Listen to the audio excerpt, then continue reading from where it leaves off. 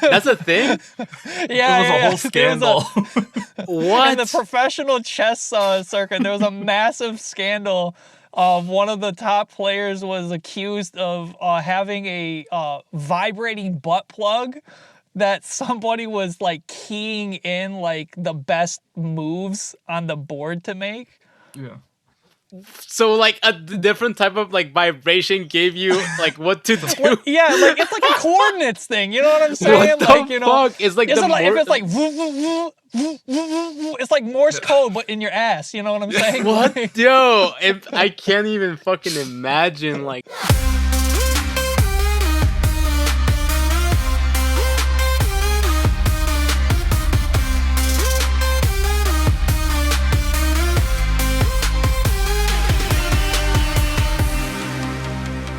What's going on, everybody? Welcome to another week of Talking Trubbish. I'm your host, Matthew, and I'm here with my buddy Jacob, as always, and our second guest on the show. Number two. This is our buddy BlindCraziness, aka Robbie by his government name, but gamertag BlindCraziness. Welcome to the show, buddy. How you doing, man? Doing all right. Yeah. I say it every time I'm listen to a podcast or listen to a song like this. I listen to all my podcasts on 2x speed.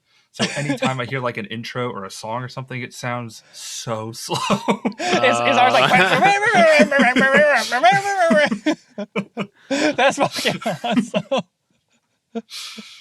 So you listen to 2x speed just like whole way through. Is it just more from like a you just need to get through it? You don't like listening to things normal speed? What's the deal with that? I listen to a bunch of podcasts, so if I want to like get through everything every week, I've got to just listen to it at 2x speed so I can consume all the content I want to. Oh, dude. Otherwise you just get backed up. What podcast do you like listening to?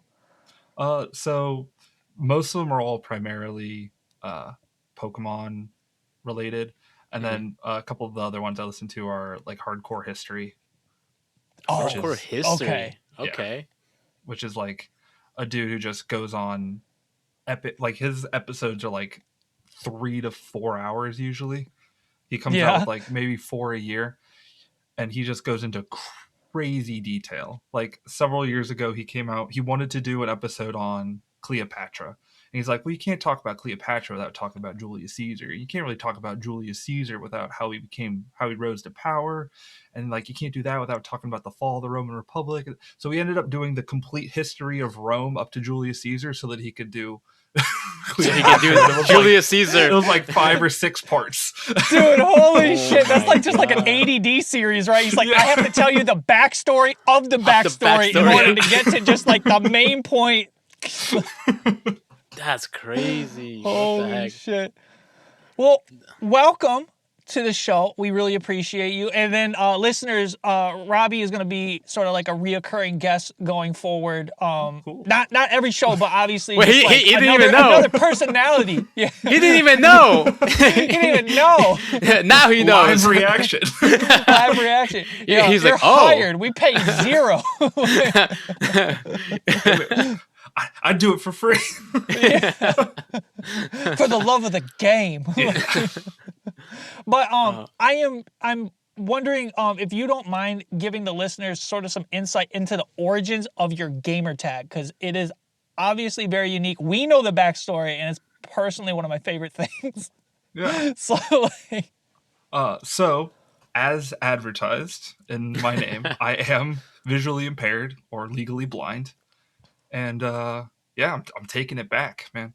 I want people to they're gonna think of me when they hear the name, when they hear the word blind. I thought you were just gonna go with you're legally crazy, not blind. I know, right? That's a different thing. Yeah. That was more of a choice. Dude, honestly, to me, like I don't know, you give me the vibes as a person that like would do like crazy shit though. Like no lie, like as the more I got to know you, I'm like, yo, this guy would jump off a plane like no problem. Like he would just be like, yo. I've been known to do some stuff. Yeah, I figured. I was like, he's like, I can't really see it, so fuck it, let's do it. Yeah. Ground looks the same from 20 feet to 200. Let's go. Bro. Yeah, I was gonna say, do you not have a concept of like fear of heights then? Oh no, I've got a big fear of heights. Really? Okay. How does that work out? I don't know. I've just always had like I used to, especially when I was a kid. Like my fear of heights was so much that like if I looked up at something too high, like I would just picture myself up there and get like, I don't like that feeling. Okay. Not today. What's the level of visual impairment that you have? Because it doesn't sound like you're obviously like not completely like blind. Yeah. Correct? So you guys are familiar with like 20/20 vision, but do you know what like that means? Like, Not really. I'm gonna be honest with you. front. So Like, yeah. so 20/20 vision means that your visual acuity, if you're standing 20 feet away from something, it has the detail of something that is about 20 feet away from someone. So Okay. like so that's what the first number refers to how far you are from the object, and the second number is the detail of the average person with normal vision standing 20 feet away from it. Or sorry, other way around. So the first number is the distance, the second number is the detail. So like it can go the other way. Like 20/10 vision means that you've got phenomenal eyesight. It means that if you're standing 20 feet away from something, it has the detail of someone with 20/20 vision standing 10 feet away from it. Okay. With that said, my vision is about 2200, which means that if I'm standing 20 feet away from it, it's got the detail as the same detail as someone with 20/20 vision standing 200 feet away from it. Holy What shit! Yeah. And now, So- now, sorry for the ignorance. Is there a difference between like the nearsighted and farsightedness of the blindness, or is it kind of all the same? So nearsighted and farsighted just have to do with the shape of your eye. So your eye is just a lens, and light comes through, and it focuses it to hit the back of your eye where the retina is, and that's where the detects the light, which goes to your brain and is what you see. So nearsighted and farsighted just means that the lens is either too concave or too convex. It's not properly shaped to hit that sweet spot in the center, which is why glasses account for that by bending the light to account for what your eye isn't naturally doing. I got how thick are your glasses, son? So my issue is not that. It's a genetic disease called Stargardt's, which if anybody has heard of macular degeneration. I mean, I've heard it, but like it's typically something that elderly people get. It's where the macular or part of your retina starts to deteriorate with age.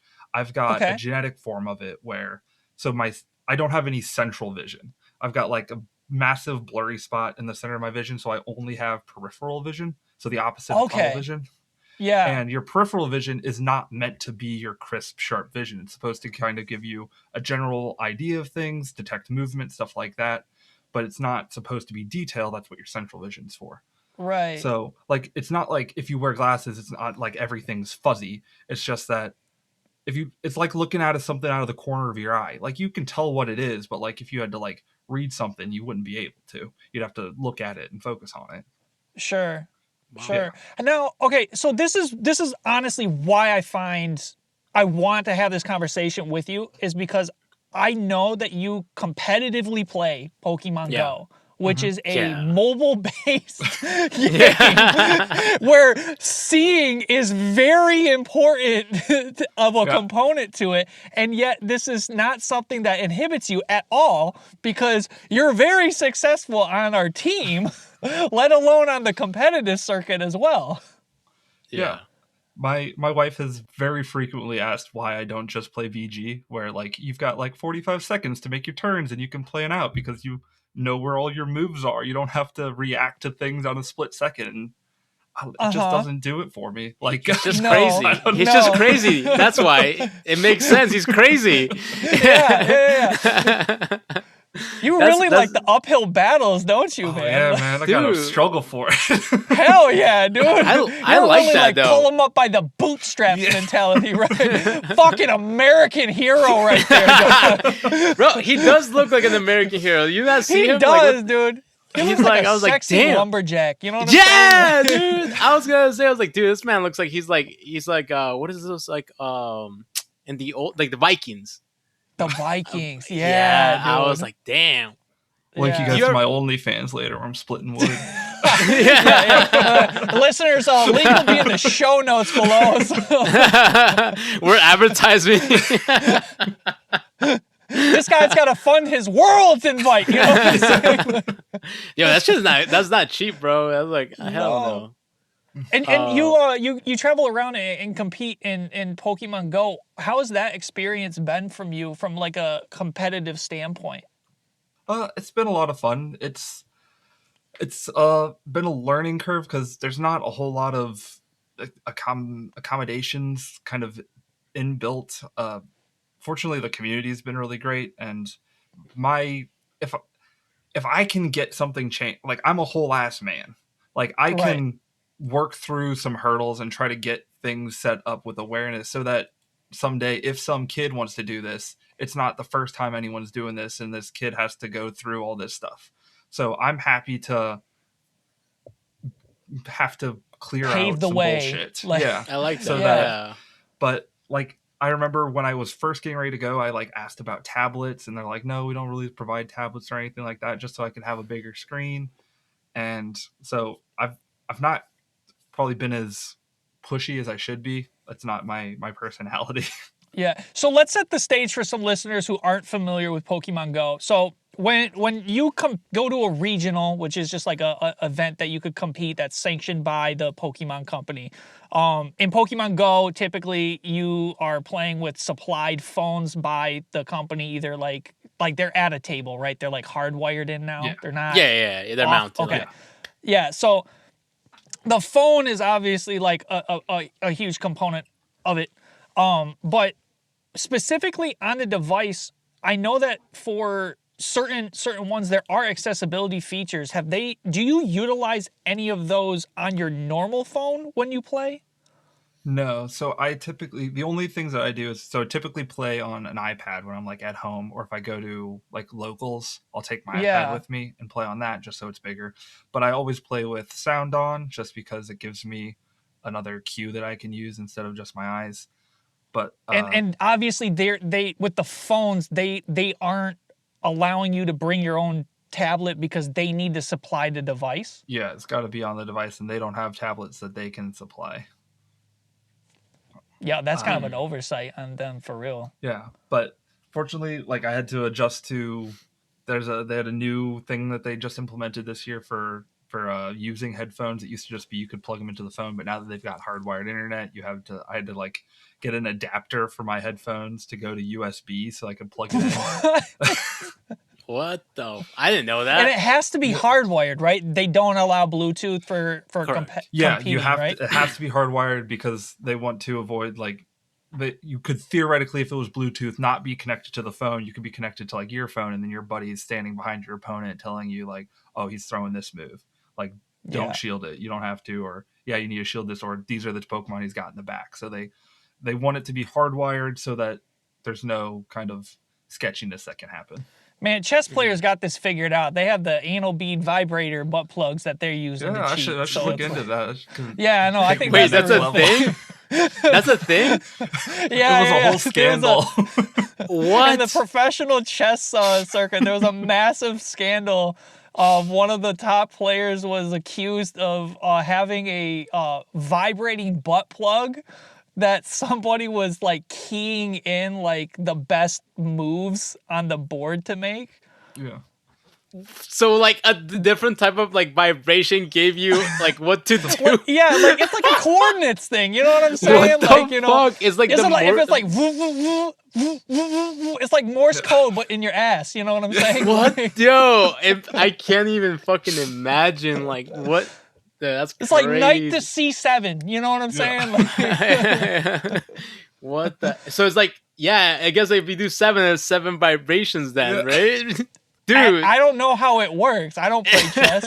But like, apparently, if you play chess, you should know. This is all alleged. Nobody from the all- chess all community come after alleged, us. right? Yeah. Imagine. No, yeah, so just like you're on stage, Pokemon Go, and you're like, man, is he really throwing the bait move or not? It's like, oh, okay, shit, you know. You're giving out ideas now. Oh my god, bro! Yo, Imagine Indianapolis, when we all get together, we gotta try this out. All right. Yeah. You're the one with our whole code system and everything. Exactly. Yeah, we got until then to come up with the system. All right, for sure. That's hilarious. Oh, Matthew. So I don't know when you were editing the Pogo podcast where you noticed where Brad was doing this like test to us where he told us to close our eyes, right? Yeah. I was confused as to what the fuck he was doing. First of all, I had no idea about this, but when he said like why he was doing it and the difference between blind and us, like BlindCraziness and us, was actually kind of insane. Where he essentially told us to close our eyes, right? And then he told us to imagine, what was it, an apple? Yeah. Like he said a crispy apple or something like that. And I was just like, dude, I just see black. I can't imagine like I had to like really think, right? I had to like really think in order to see it. You're acting as if you see it. Yeah. No, like a crispy apple, dude, like a red apple. I just took a Yeah. bite and I hear the sound and shit, dog. I mean, that's because you got glasses too. You're like probably like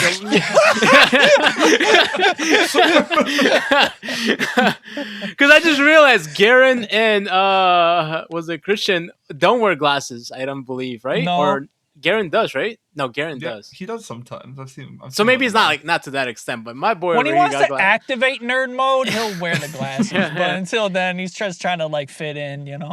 But it was interesting, right? He like told us like imagine like an apple, and I'm like dead ass. Like I had to really think like I had to like really like think if I really wanted to imagine it. But even then, like it was just like pitch. Like do you not? Can you not visualize things? I mean, like in your head. I guess daydream?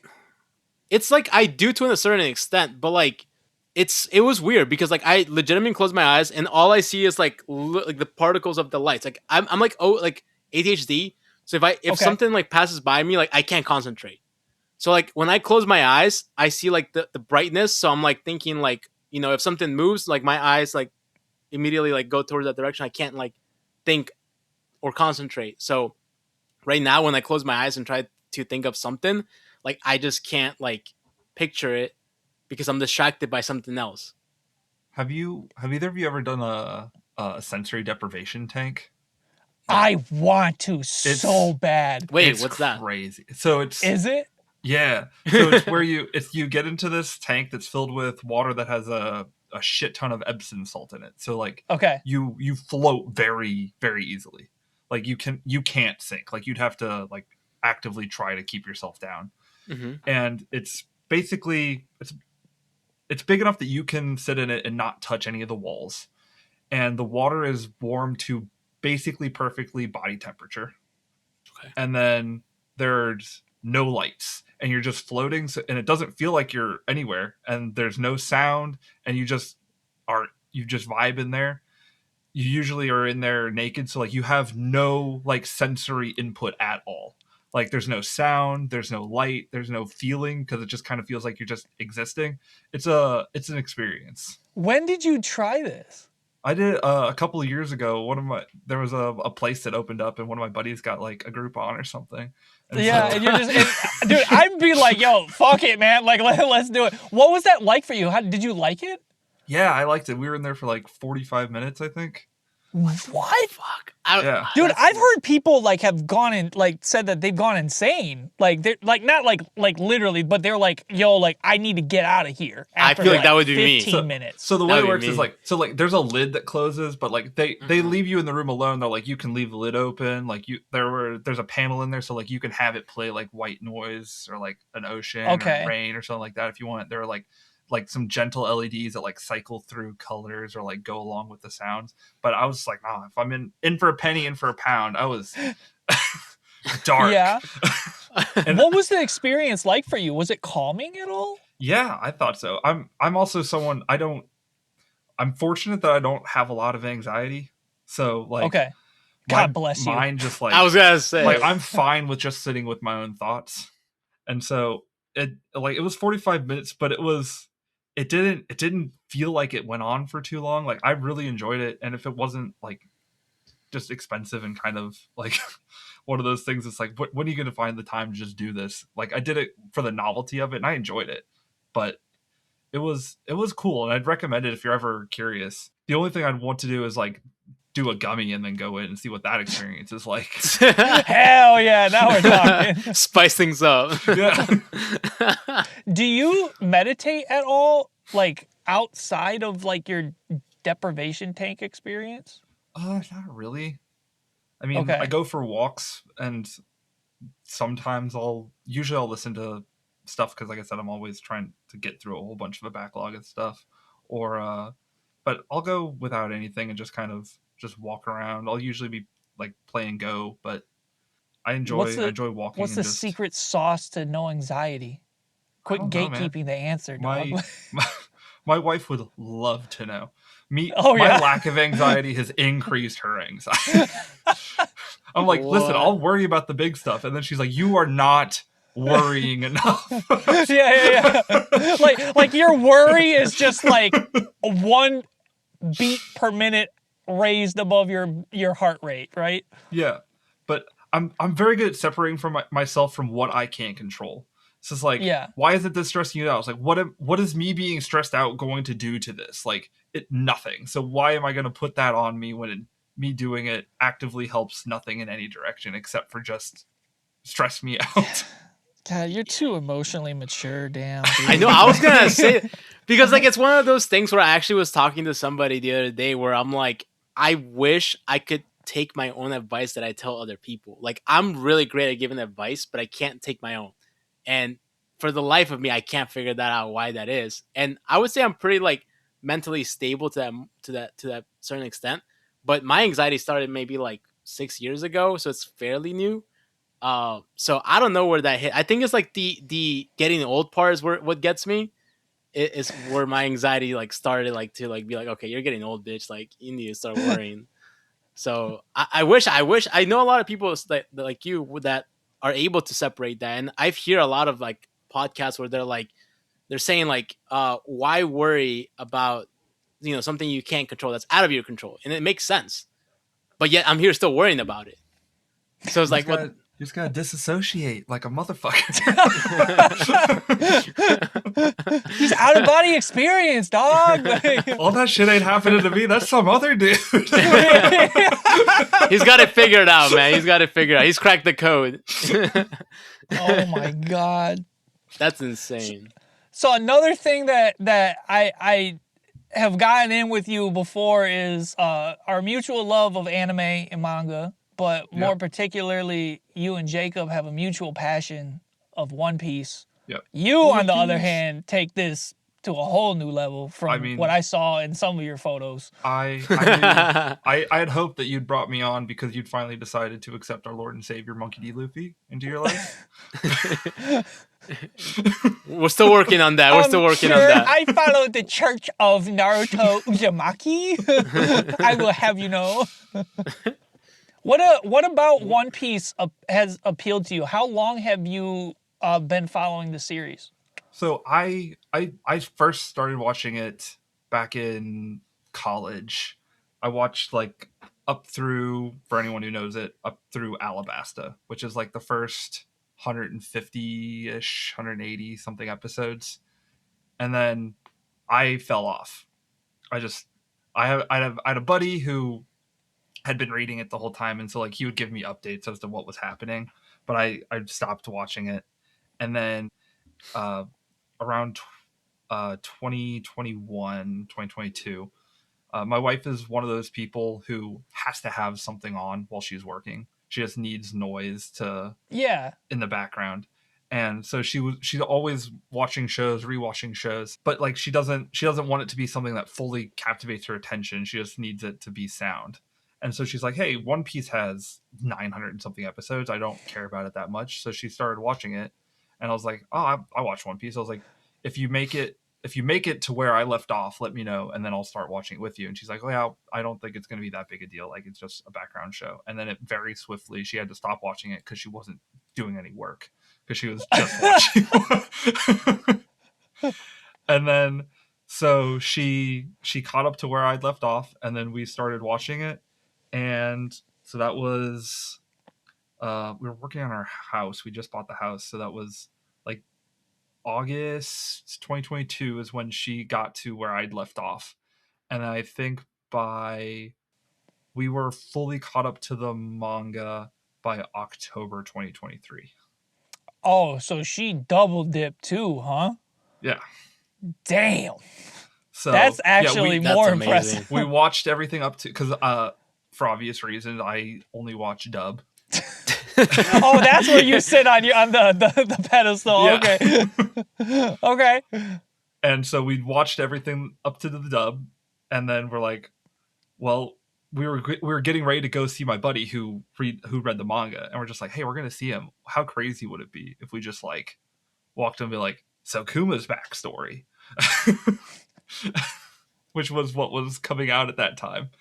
And then so like we caught up to the manga, and then it's true what they say. Like everybody's always like 1,000 episodes is too many. It's like, yeah, but as soon as you get to the end, you're like, man, I want 1,000 more. Yeah, and I'm not gonna lie. You just started, so you know you're about to get that. Dude, and it's funny. Go ahead. Yeah, no, I was just saying, like, it's funny because, like, as soon as I started to, like, watch and I got caught up, that's when they started to switch up how they released the episodes, and I was so annoyed and mad. Because, what was it, like, on a weekly or daily basis? I forget. So, no, yeah. they're doing weekly. No, it was weekly up until last year. It's no longer week. Season 1 of One Piece just ended. It's 180-something episodes, or 1,080-something episodes. Yeah, it was insane to the amount of, like, I think this is the only season 1 that's been this long ever. When they said season 1's finally ending, like, what the fuck? This has been going on for like so many years. How's that possible? Yeah, I think it was coming out weekly since like 1999 till 2025. Dude, and that's fucking starting insane. This year. They're gonna do two drops of 13 episodes. They're gonna do 26 episodes a year now. Okay. So now I have to fucking wait, and like they got all the fucking good years. And now I have to fucking wait like months. Bro, so annoying. But they don't have to wait for filler anymore, right? Like they actually still have they have story to go through. That's one of the hopes, is that this is gonna help the pacing. So much like One Piece and Naruto both have a lot of filler, but they did them differently. And honestly, Naruto did the filler better than One Piece. Go on that. So Naruto did the filler so much better because they did filler arcs. So if you kind of try to draw this out with my finger, if you say like this is like the manga timeline, right? Sure. Flat line for listeners. Yep. Yeah. For the anime for Naruto, they would like do a chunk of the manga. They would do a chunk of the manga. Then they'd be like, all right, we're gonna just pivot off course, do this filler arc, and then continue. And they would just do that. So when you're rewatching it now that it's completed, you can just skip those filler arcs and just watch all the canon stuff. Yeah. One Piece, because they have come out with with basically it's a 1-to-1. Like one episode is one chapter, but there's not always 22 minutes of material in a chapter of content in like a dialogue or like an action heavy chapter, right? So instead of this, they essentially stretch it out like this. So like a serpentine, a little wave, right? Yeah, like a little serpentine wave, which means you can't really skip anything because like there's nuggets of stuff in those episodes that you have to watch. Yeah, that's what I heard, which is why I've always been hesitant to start it, because I wouldn't know what was considered canon and what is filler. So in those episodes, pretty much everything that happens is canon. They just like stretch it out with reaction shots and recap and stuff like that. And then they do have filler arcs, but filler arcs in One Piece are like usually like 5 to 10 episodes. They're not big long things, so they're pretty easy to skip. My wife and I skipped nothing because she wanted to say she watched all of One Piece. Hardcore mode. Like, I mean, at our peak, we watched all. Jacob will know what I'm saying. We watched Whole Cake in one weekend. Oh, okay. Damn. Like, a certain character like leaves the crew, or just like, well, we're not stopping until he's back. Yeah, I think it was by each character, right? Like that was like had their own little thing happening. Yeah, Yeah, but that I skip parts. I'm not even gonna lie. I was like, I can't do no, this. that's fair. That's fair. This poser over here, bro. Like, Not everybody is fucking crazy. It's in the name. It's in the name. yeah.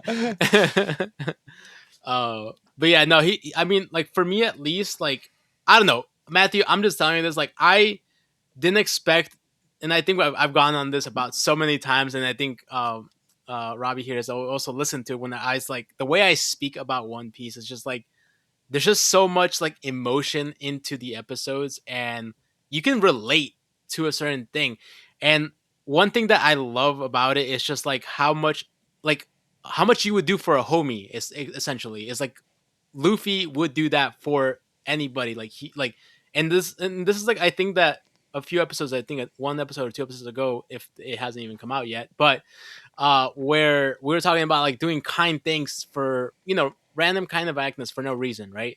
That's what Luffy does. I feel like on a regular, he doesn't judge people, and like I feel like that's why I think like you would like it. But yes, it's very, Damn it, very, dude. very. You gotta fucking do it, bro. I'm telling you, you gotta do it. Do it with your girl. You know, A good I mean, I will do it with my girl, but like that's a whole separate story. All right. So, like, a good compromise. Can I interject really quick? Sure. I am incredibly embarrassed right now, and I realized this like maybe a minute ago. Your joke when you said I obviously do dubbed, it went over my head that it's because you're blind. bro, this is the whole thing. Like it's because you're so capable. It's just like I don't feel like you're impaired at all, man. It's called like, Handicapable, man. It's Handicapable. Holy shit. Oh So it's like God. this stuff. I'm so gullible to this shit. But like I just want to admit, like I finally get it. Okay, man. I just thought like you're like, no, man, dubs only, bitches, voice actors, motherfucker. Like, you know. Yeah, well, I was gonna say a good compromise is One Piece is so long and the pacing is so bad that they are legitimately doing a remake of the anime before the original anime is finished yet. And that's coming out, I think, next year, called The One Piece, and it's done by the studio who does Spy Family. Oh, I'm okay. I'm all on board with that. I love their animation style, dude. They've already put out like how long each of the arcs are going to be, and it's way condensed. Okay. So, Do you think that might be better for the story, or do you think they might be taking out some things from the story that might hinder it? I'm hopeful. I think it's going to be better for the story. It's a similar thing with like the live action. The second season's getting ready to come out. Like they took some liberties and changed. They didn't change like canon events, but they changed like when you find certain stuff out. Okay. So like in season 1, you find out something that you don't find out in the manga or anime until like the third or fourth major arc, which is like 300 chapters in. And it's like a pretty big thing, but just like because of live action and kind of retooling stuff. And also obviously now we have all this context where as great of a writer and planner that Oda, the author, is, like he writes by the seat of his pants. And honestly, I think it's more impressive that there are not more plot holes and inconsistencies considering how much he just kind of veers off. Because like, so he started One Piece with the ending in his head. Like he's known the whole time what the ending is. Yeah. But when he started it, he thought it would be about 5 years. Wow. Yeah. Multiplied that by like 6. But the problem is like... he keeps like he would just stumble into new ideas. To be honest, I do like that, and I think all the best series do that to some extent. There is a editor trick that Shonen Jump editors are known to do, which is they encourage their artists to go back and read their work. And all these like little things that are like side mentions early on that when they like drew them or wrote it at the time meant nothing.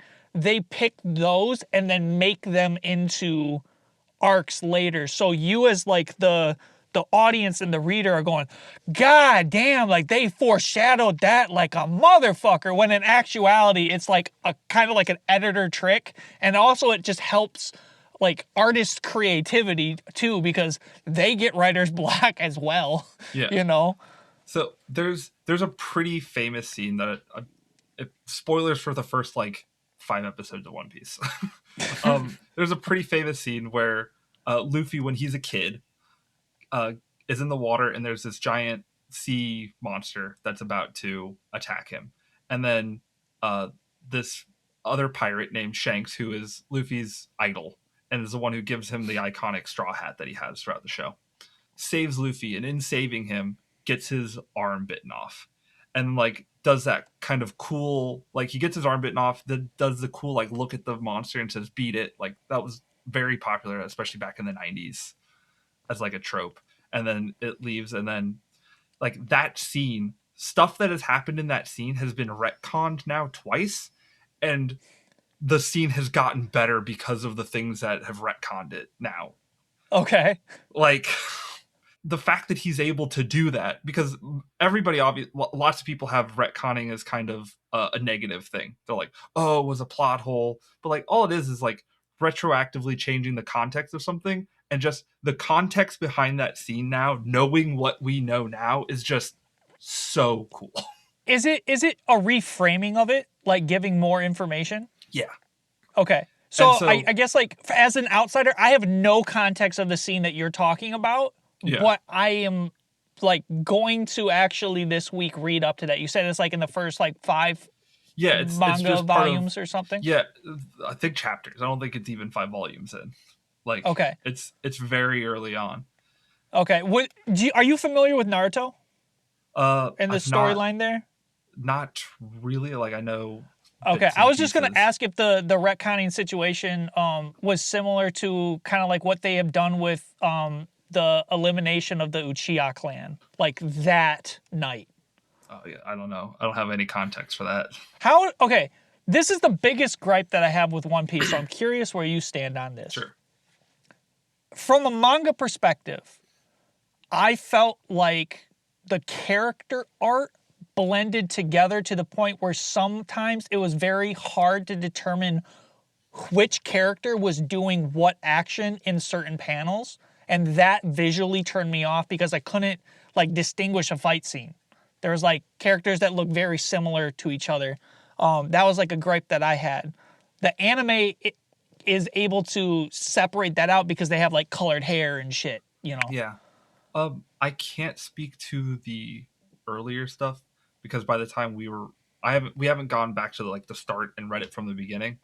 Yeah. When we started reading it, he was already over 20 years in, so he had potentially gotten better at that, because that's not a problem I've noticed.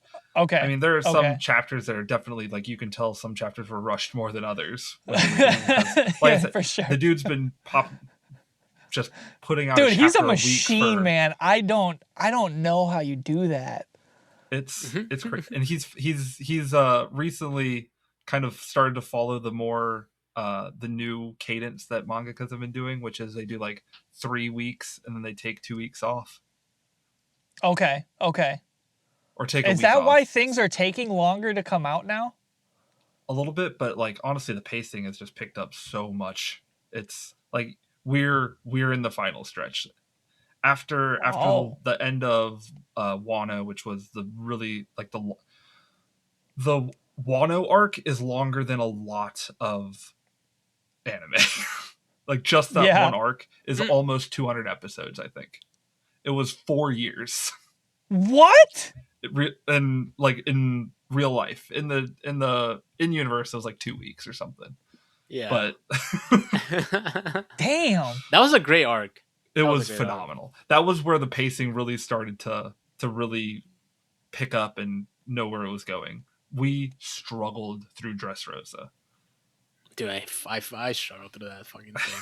Like that one drug on. I've heard that reading Dressrosa, like I've heard reading solves a lot of the pacing issues just because, like I said, there's not those extended, just like, oh my god, I don't need the same reaction. I don't need him running down this hallway from 5 fucking angles. It's like the next episode of Dragon Ball Z when he's just still going, ha! Yeah. Oh god. Oh, I actually had a question. So apart from like Pokemon, is there like any other games that like you play on like on a weekly basis or even daily? Um, I'm a pretty one note. Like I don't know. I hit a certain age. Like when I was in high school and even college, like I played a lot of like Xbox in high school, Call of Duty, Halo. Then when I got into college, that's when I got my first like PC and started doing PC gaming and played League of Legends and stuff like that. And then at some point, I just hit a like I stopped caring about anything competitive, and then Pokemon Go is what got me back into competitive stuff. But like before that, I'd been playing Pokemon games again, so I started back in Gen 1, which ages me a little bit. For my 7th birthday, got a Game Boy Color and Pokemon Blue version. Hell yeah. I still Nice. got it somewhere. I played through Generations 2 and 3. I think we're similar, Matthew. Emerald version is peak. Oh my god. And then a combination of like hitting middle school, junior high. I didn't have a DS. My parents didn't get me one. Pokemon wasn't cool anymore, so I fell off. We all did. We went to Yu-Gi-Oh! I think some people did. Hell yeah, dude. Did you go to Yu-Gi-Oh? I played a little bit of Yu-Gi-Oh! The card game, but like I never got super into it. Like I remember I collected Pokemon cards, of course, as a kid, and then did the Yu-Gi-Oh! Cards. I even did some Digimon cards. I was hell yeah, dude. That was the thing? Full nerd. Yeah. Oh yeah. Dude, they even have they even did Dragon Ball Z back in the day. Yeah. Back in the day I didn't know that. Yeah. But then in college, a bunch of friends were like, "Hey, we're all gonna go get 3DSs in the new Super Smash Brothers game." And so we're like, "All right, bet." So we all go out and get that. And while we're there, it's like just shortly after Pokemon X and Y had come out, and then we're all just like, "We all played Pokemon. You guys want to like get the Pokemon game too?" And we're like, "Why not?" So I got Y version, and I think got to like the 3rd gym badge and was like, "Man, this fucking sucks," and put it down. And then like the next year or something, they came out with the Gen 3 remakes, and I was like, "Oh man, Gen 3 slapped. I'll play some Gen 3 again." Which version did you go with? I went with Omega Ruby. I went with Alpha Sapphire because my first Gen 3 game that I'd gotten was Sapphire version. Nice. Okay. I played through that, loved it. And then they're like, Gen 7's coming out, so I played Sun and Moon, and then Sun and Moon is what fully kind of set the hook back in. And I've played every gen since then, and Gen 7 is also when I started doing shiny hunting, which is I don't know, your obsession. Some sort of autism test, I'm sure. Before we get into the shiny hunting, what was the hook that got you back into it in Sun and Moon? Do you remember what that was? I remember the story for Sun and Moon's story is a little bit more mature. Okay. I think is what I really liked about it. Like it's about like the main not your character, but like the main character that you're with like is clearly has trauma because like she was abused by her mom and like dealing with that, and also like by the end, like the healing, trying to heal the relationship, but also trying to figure out how you forgive someone who was a pretty shitty parent. and then the Ultra Sun Ultra Moon, the post game for that game is amazing. That's where they introduced was Rainbow Rocket, which is like a multiversal Team Rocket led by Giovanni, and then the leaders from all the bad teams from all the other games. That was nuts. Such a cool post game storyline. So like you're going through, you've got to like fight like the leader of Team Magma, Team Aqua, like Gen 4, Gen 5, Gen 6. And I then did not at the know end, that. the final boss is Giovanni with a Mewtwo, of course. That's But fucking sick. Is it armored crazy. Mewtwo or is it just No, like it's regular Mewtwo. But okay, like it's all okay. post game, so his Pokemon are like level 80 or something. Like Yeah, it's Jesus, dude, definitely I like did end not game even know boss that. content. Wow. It's so good. So I think Damn. That's the base game awesome. story is better in Sun and Moon. They kind of backed off some of the heavier things that was in the original Sun and Moon for Ultra Okay. Sun and Moon, but that the post game is so much better in Ultra Sun Ultra Moon. Okay. So if I've never played either, would you just recommend me just go to Ultra? I think so. Okay. Yeah. I got you. Maybe that's another game we have to play. Yeah. Yeah. Now let's get into your shiny hunting because this is It's where insane. like this is That's where some numbers start coming in that I'm just like, dude, we all got mental illnesses if we be doing this like, Yeah. on a daily. You know what I'm saying? Yeah. When did that obsession come in? It was in Sun and Moon. So Okay. starting in Gen 6. So quick backstory for how shiny hunting works. So in the original shinies were Do we have to introduced do in... 5 episodes of backstory before Yeah, we get yeah, to yeah. Okay. This is part 1 right now at 47. So Junichi Masuda was born in Japan.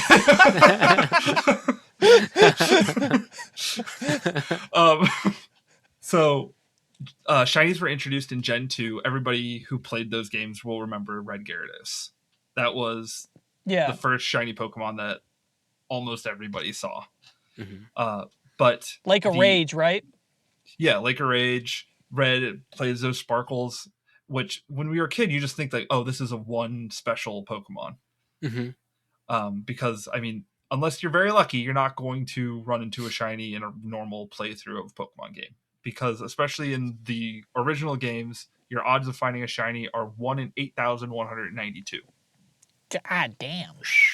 That's crazy. And what was the lottery odds in that game too to like get some of the items? Not that high. The only thing that's rarer than a shiny is I think like Pokerus, which is a whole other thing. That's like 1 in like 15 or 12,000, something like that. Damn. But that's like a flat chance. There's nothing you can do to improve that in Gen 2 or Gen 3.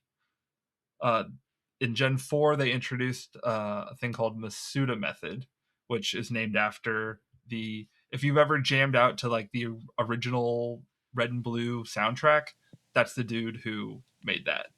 Okay. The composer? Yeah.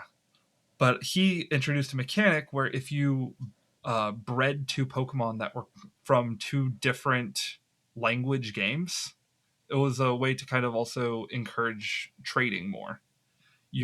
And you went to the Pokemon breeder, you got an egg. That egg now had an increased chance of being shiny. Okay. And that mechanic still exists in the game today. That's why if you've ever heard like a lot of people looking for like a Japanese Ditto or something, that's usually because they want to shiny hunt by hatching eggs, and Ditto breeds with everything. So having a foreign Ditto means that you've got a Pokemon that you can pair with your other stuff to try to get shinies more reliably. Bringing Dittos from other countries, huh? Yo. Mail order Ditto. Holy shit. What the hell? I always thought that was weird. I always thought that the ways like you can breed Ditto with anything. Like no, what's weird is you can breed Skitty with Wailord. What the fuck? Yeah. That's the classic one that everybody talks about when you talk about egg groups and stuff. It gets weird. How did they make sense of that? The egg group. What's the weird like classification? That's crazy. It's one of the field egg groups, which are just kind of like a catch-all for a bunch of Pokemon. Pokemon can be in up to 2 egg groups, and for them to successfully make an egg, they just have to share an egg group. And just by happenstance, Wailord and Skitty share an egg group. Yo, life finds a way, dog. And if you're ever wondering what the offspring will be, whatever the female Pokemon is, that's what the offspring of the egg will be. Oh, that's the trick to it then. Yeah. So if you have Okay. so if you have a I female fucked that Wailord up for and the a male longest. I Skitty, swear to God. you'll never get a Skitty. You'll always get a Wailmer. For the shiny hunting, what are some of the goals that you've kind of like set out for? So it started, like I said, in Gen 7, and an important note, in Gen 6 they made getting shinies substantially easier. So they have the odds. So starting in Generation 6, the odds dropped from 1 in 8,192 to 1 in 4,096. So, I mean, still not common. Is that like but halved it by yeah, like basic math or like yeah, slightly they less? halved Okay. it. And then also, technically, I think in Black and White too, but nobody knows about that. In Gen 6, they added the Shiny Charm, which Okay. gives you an additional bonus, which gets you down to like 1 in like 15 something, I think. And then if you have the Shiny Charm and you use the Masuda Method in the new games, it drops all the way down to like 1 in 512. And those are, for the most part, the best odds that you're going to get outside of like Scarlet and Violet with the sandwiches, where it gets ridiculously easy to find shinies. Yeah. Oh. What's the longest you've gone hunting a shiny? Like, what's your longest encounter like rate? Give me 1 sec. Let me grab my phone. I've got a notes app. Because these are like some gamer actually- level like counts there. I know some like RuneScape players that are just trying to go for like some stupid pets and shit. I'll talk and about they're like, RuneScape. yo, I got played a RuneScape back in junior high. Hell yeah, dude. RuneScape. We have a bunch of people in the Trubbish Discord that play RuneScape for real. Bro, Still, we should, dude. Old we should school, do a you know what I'm saying? clan. We should do a clan in RuneScape. Hell yeah, dude. I'll tell you what, to this day, if you dropped me in RuneScape, I can walk from, was it Lumbridge to Varrock to Falador? Like I know that dude. loop in my head still. Hell yeah, dude. Go find your thing. Yeah. We'll come back and then we'll continue. Yeah. So my longest hunt to date was, I'm doing my Japanese copy of Sapphire. I'm doing a mono water dream team quest, which is where you build a team of all shiny Pokemon and then just beat the game with them. And for this one, I'm doing all water. So I did for my starter was Mudkip, and it was 2,402 resets. He said quick. What? He said quick. A real quick one. I mean, It's 2,000. resets in Gen 3, like you can get like 3 or 4 per minute. Like they're pretty quick. And then for the second member of my team, I'm getting a Lotad. For context, there's phasing is where you find a shiny that isn't the shiny you're looking for. So I'm still looking for the Lotad, and I'm on phase, what is that? 1, 2, 3, 4. I'm on phase 5. So I've caught 4 shinies that are not the Lotad. I've got 3 Wurmples and a Zigzagoon. And so that's a grand total of 46,487. With my longest 46,000? Yeah. Without a shiny Lotad. But I've gotten 4 shinies in that time. So if you do the math, it I guess. How long of a session are you like going and playing this? It depends. In like a sitting. I've been on a break for a little while now, just because it's something that you've got to kind of pace yourself on. But that's a fucking grind. Holy shit! What I was doing is I was usually getting about 200 encounters a day, because I would just do it in the car to and from work, which is about a half an hour. So I get about 100 encounters a half an hour. And you don't drive. Cheat code. But the longest I've had between shinies was one of the Wurmples, and it was 25,398 encounters to find a shiny. Dude, you have like serial killer level patience, bro. Like no anxiety, and you could just sit and do this. Like holy shit, dude. I'm patient, but not that patient. Like, not that patient. How do you do in like strategy games? Oh, I hate strategy games. What the fuck? That's where he's drawn the lines. I'm like, not there. Hell no. like real-time strategy games. Like hate them. Just can't. So you hate Holy chess? shit. Like, Oh no, I like Yeah. chess. okay. I don't know. This may shock you. I was in chess club. Me too. I was in the club too. I didn't want to be. I was forced. Did you want to be in the chess club? Yeah. Oh, well that makes sense. I got forced into there was it. a girl. Oh, that's where it started. Okay. Okay, I see you. Yo, what was her name? Tell her you made something of yourself. Yo. Well, listeners, thanks again for listening to part 1 of Blind Craziness's journey. We'll catch you guys in the next episode. See you later. See you. See ya.